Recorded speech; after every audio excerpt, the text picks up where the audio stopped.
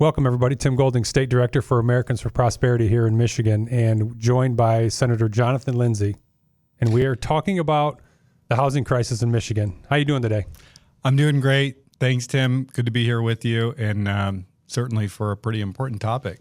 Yeah, absolutely. It's been going on for a long time. Michigan is running out of home inventory. Prices are going up. Cost, supply and demand, all that stuff plays a factor here. So just want to talk about some of the bills that are moving through the House right now. I know there's bipartisan support for all of these, but just give us a background, like how we got here. Maybe talk a little about the coalitions besides our group that are helping with this stuff, and just we'll paint a picture of what's going on. Yeah, well, I can give you some of the background. I'm not the best one to give the full history, but I can give you my history, which is I came into Lansing, and like most Republicans, I serve on the Republican side. My disposition was that I want to think about places where the government is getting in the way of people living their lives the best way we can. It's pretty common. Republicans will come in and say, we've got to take an approach to pushing back on regulations that are not serving a valuable purpose or that are hurting, economic growth. And so one of the things I did not fully expect when I came into the Senate was how much outreach I was going to have from local residents having problems just locally trying to do what they want to do with their property, or, whether it's develop a new piece of property, improve what they already have. So I actually started drafting legislation myself that took a very aggressive approach to saying that the state needs to do more to protect the rights of each Michigander to certain things on their property.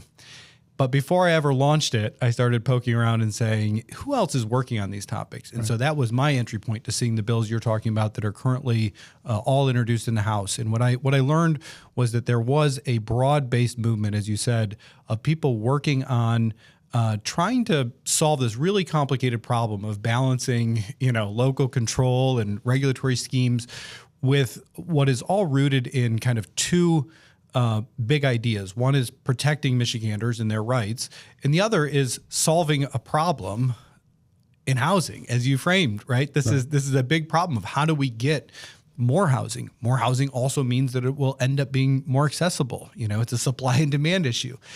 So I learned of a lot of work that had actually gone on for years before I was ever involved with it, that stakeholders from people who just focus on housing and accessibility are involved.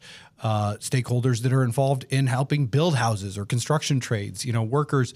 And so it's a really broad spectrum. And as you said, it's also where you have the types of elected officials who are involved range from, one party to the other, sometimes in rural areas, sometimes in highly urban areas.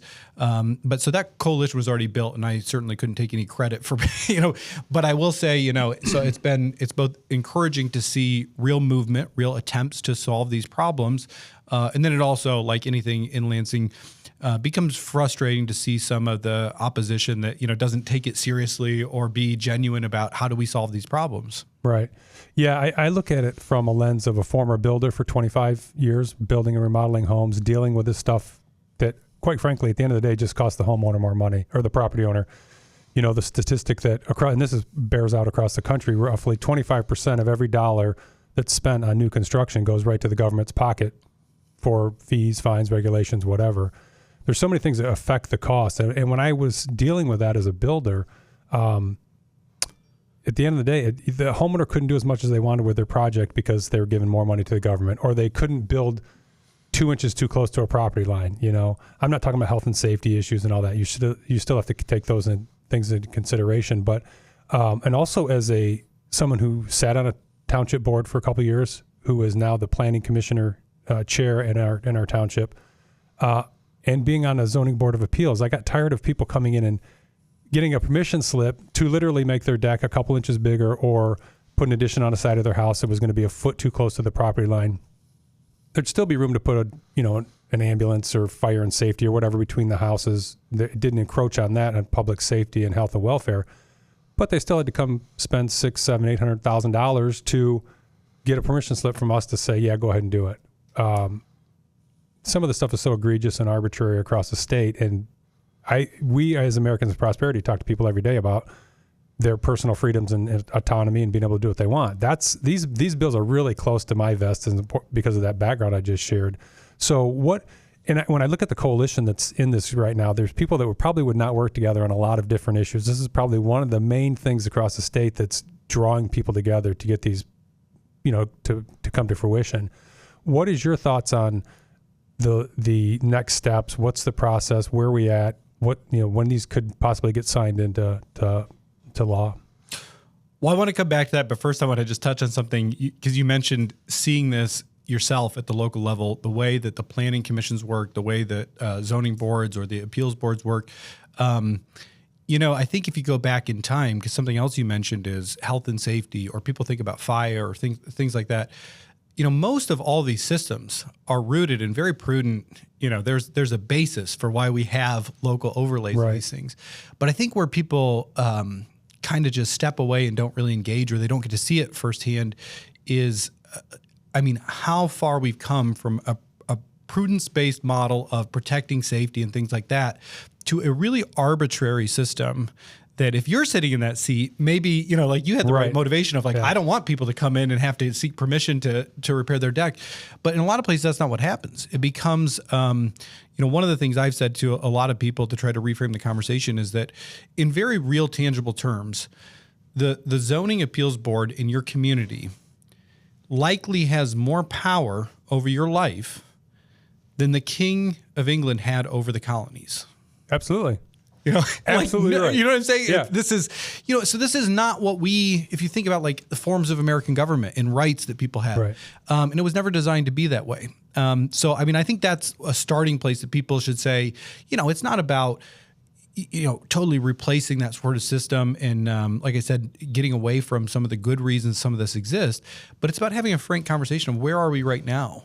When a man in Dowagiac wants to simply put windows instead of nets in his Three Seasons room, in the zoning board says, well, you're going to have to do an aerial photography to show us the footprint change on your house. There is none. It's and if you don't do that, and if you don't pony up, you can't. So these basic, and the list is endless. And most elected officials up here, if they're honest about it, they have constituents who have faced these things. Sure. So we're a long way, I think, from where we should be.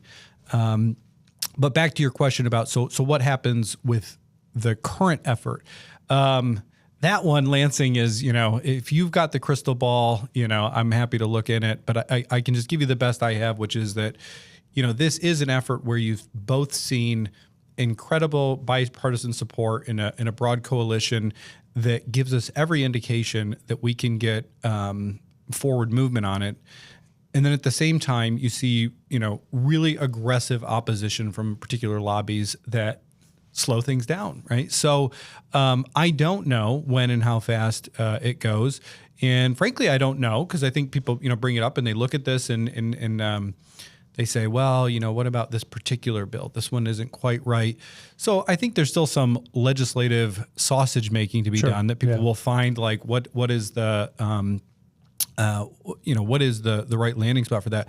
But I would just say, overall, I'm optimistic that in this legislative session, we can get a product that comes out that at least directionally is moving us towards an environment where it's easier to build houses. It's easier for people to make use of their property. Right. That's my hope, and I actually believe it's possible this year. Yeah. How quickly? Yeah, I want it done tomorrow. Tomorrow. I'd like tomorrow too. Right. But I don't know. Well, and that's the thing too. We think about local control, and to me, the most local control is the property owner. And when the pushback that we've been getting as one of the coalition partners, and I know other groups have been getting severe pushback from a very small but very vocal group of local control, quote unquote, local control experts or people that are on township boards or what have you, and they don't want Lansing. They don't want Lansing government control. They want their own township control. They still want to be in control, and they talk about, well, we want the citizens to be able to pay attention or to say what goes on. But most of these zoning regulations have been made with almost no input from citizenry. I guarantee you go to any township, and you could ask somebody, hey, what are your setbacks or what are your square foot requirements or your lot size requirements? They wouldn't have a clue unless they try to do something to their own property. So it's a disingenuous argument to say that you're getting input from the whole community when these laws or these ordinances were written. And quite frankly, if a lot of our different subdivisions that we like, older communities, walkable communities, were somehow destroyed by a fire or some type of calamity, you couldn't even rebuild them because of the current zoning laws. They've made it exclusionary. There's a township a realtor was telling me about, I think north of here, where the minimum lot size is 40 acres. That's exclusionary. You're saying you don't want anybody to come to your township. You certainly don't want to increase your tax base for your schools. There's a lot going on. So what's the biggest pushback you hear from the opposition? Yeah, I think I may have been the one that if I wasn't, I've got a township like that. It was a realtor told me that. A realtor. So yeah. It may be in my district. Or I'm sure there are many of them, but there are not that many, but there are a couple of instances. But we have a township that has either a 30 or 40 acre minimum still. But as far as the biggest oppositions, I mean, I would say that it's not just about what talking points people use, but one of the challenges, and this is a broad problem in government, is finding people that will engage and disagree and work on policy things and just do it in good faith, right? I mean, because you've got people that are advocating for local control, and that's fine. I think there's a conversation to be had there. Sure. But what's probably frustrating is you'll hear somebody come out and say, well, this is Lansing telling us what developments have to look like in our communities. And it's just not true. Exactly. Right? What is going on is we're saying one layer of government, Lansing, is going to tell another layer of government that they don't have the power to go dictate to people arbitrary requirements in certain instances, right? And most of the time, if you frame it that way and you think about things that people really care about, rights that they care about, again, elected Republican, you go and talk to them and you say, well, do you think that your local township should be able to, insert X, right? Whatever issue they care about. Should they be able to, restrict firearm ownership, right? At a township level. Almost everybody will say, no, of course not. That's, right. I mean, that question, however it's solved, is a rights-based question. And so, that framing is one of the biggest problems, is that there's a huge opportunity here to make forward progress, but it's going to take everybody coming to the table, even if you disagree with the particular legislative solutions, and say, okay, this is where we actually think we move from the territory of personal individual rights on land into public safety or whatever it is, and have a real conversation about that. But it's right now, the arguments against it are framed in a way that's like, hey, if it's local government, they should be able to dictate what people do with their lives entirely. Right. And nobody actually believes that, exactly. And there's a lot of, suggestions been made about this legislative package that, you read the talking points and you're like, look, this is just so unproductive to not have a serious conversation. If you don't like the lot size bill, let's talk about it, right? If you don't like things about people building accessory dwelling units, which is a crazy thing to me, right? Accessory dwelling units right now, I've had many personal interactions with people that want to do something where they have totally enough size, they have their own house there. Maybe they have a family member. Often it's an elderly person. Sometimes it's a younger person. Sometimes it's somebody that's going to be in a temporary situation, but they want to be able to have housing co-located on the same property and put in a housing unit and follow all of the rules to do it. Right. But there are these arbitrary restrictions out there saying you can't do that. Yeah, it's crazy. Do you think when we conquered or when we settled the prairie, we, one house per lot, you can't have that one's unattached. You can't do it, right? It's just crazy stuff, right? So there's a lot of this stuff where I think we know it's obvious. We need to move in that direction. But again, back to one of the core points is that it has to be an honest conversation about what's really going on here. Yeah, and a lot of the people that are the naysayers today are, the boogeyman and the sky's falling type of thing, where they're, the local government's not going to have any control. Well, these bills don't take away all the local control. They can still decide where residential things go, where farming happens, where industry, all those different things happen. They still can decide their own infrastructure. It doesn't take away all that control. And the same people pushing back against this, I don't hear them complaining about, building codes. Those are all dictated by the state. Where you can farm or some farming practices, environmental concerns. There's a lot of stuff that the state controls that these people aren't pushing back against. So that's a disingenuous thing too there, that if you're going to be okay with that, then you need to be okay with the other.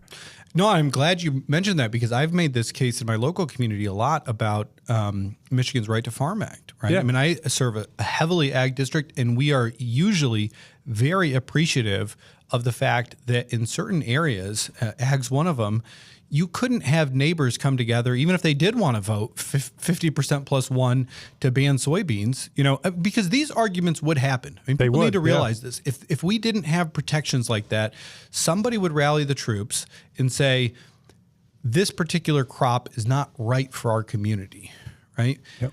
I want that power to stay in that farmer's hand to decide if that crop is right. Now, like you said, we have tons of environmental regulations to make sure that there are layers of protection, but in a lot of instances, and the right to farm is a key one, we actually appreciate that the state took action years ago to step in and offer this protective layer to say, we're not going to allow these arbitrary local decisions to limit people's ability to farm their land. We want them to be able to do that. Exactly. And that's something that we need. We have to have that. I think I had another question I was going to ask you. I can't remember what I was saying. I would give you an example of supply and demand. So one of my grown children, is selling their house in Jackson.